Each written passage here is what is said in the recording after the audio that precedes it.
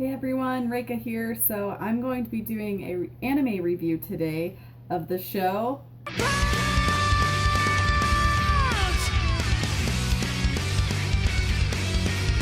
Let's do that again.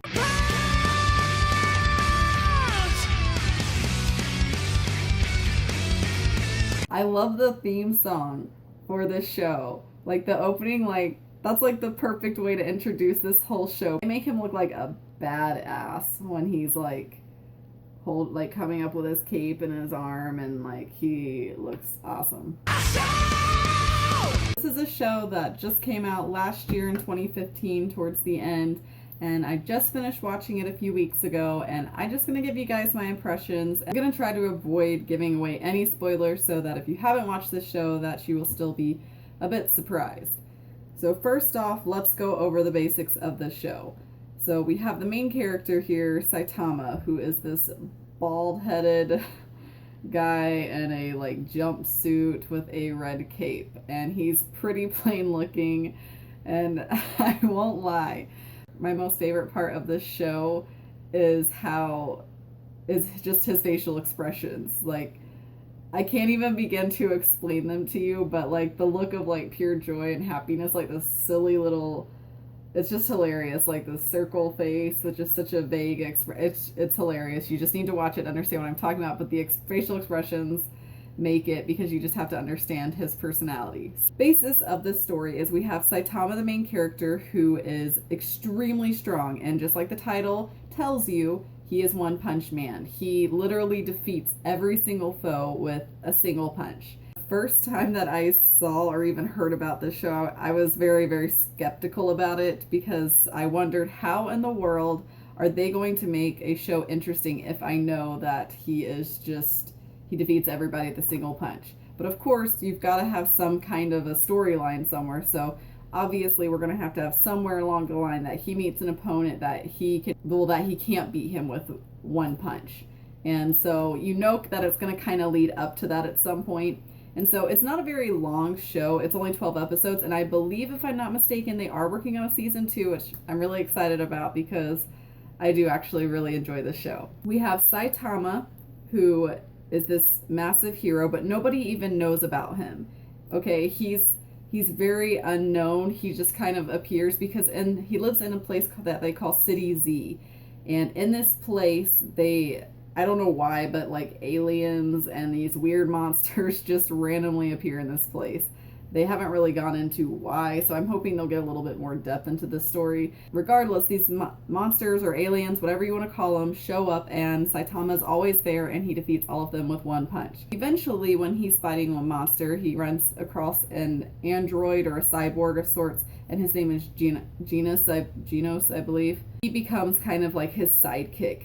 And I love Genos. He's a great character, and how serious he is compared to Saitama. Saitama's kind of very laid back and chilled, but he's very frustrated that he can't find anyone that can withstand his one punch. So that's probably where a lot of the amusement comes from, is just watching their interaction. And Genos is the one who makes him become aware that, hey, you are a hero and you need to be recognized for this, but we can't actually be considered heroes until we are noticed by the Heroes Association.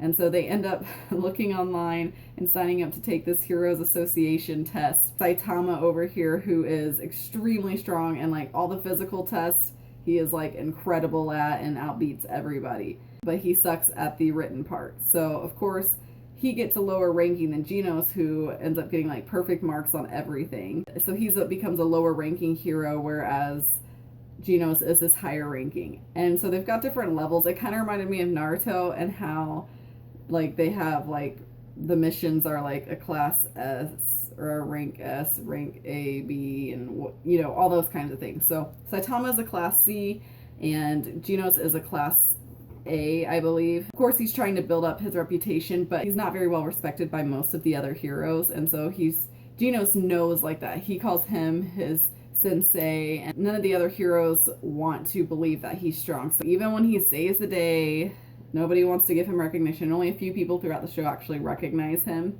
First episode in this whole series is kind of interesting and just awkward. He starts fighting this crab guy, and there is literally this kid with this massive chin, and it literally looks like he has a ball sack for a chin.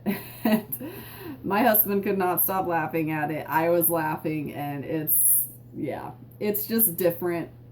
And I know some people like hate the show because they're like, wow, Japan, this is really weird. This is super out there. You really need to get past episode 1, okay? I thought episode 1 was okay, but it's definitely not a great introduction into the actual story itself and Saitama.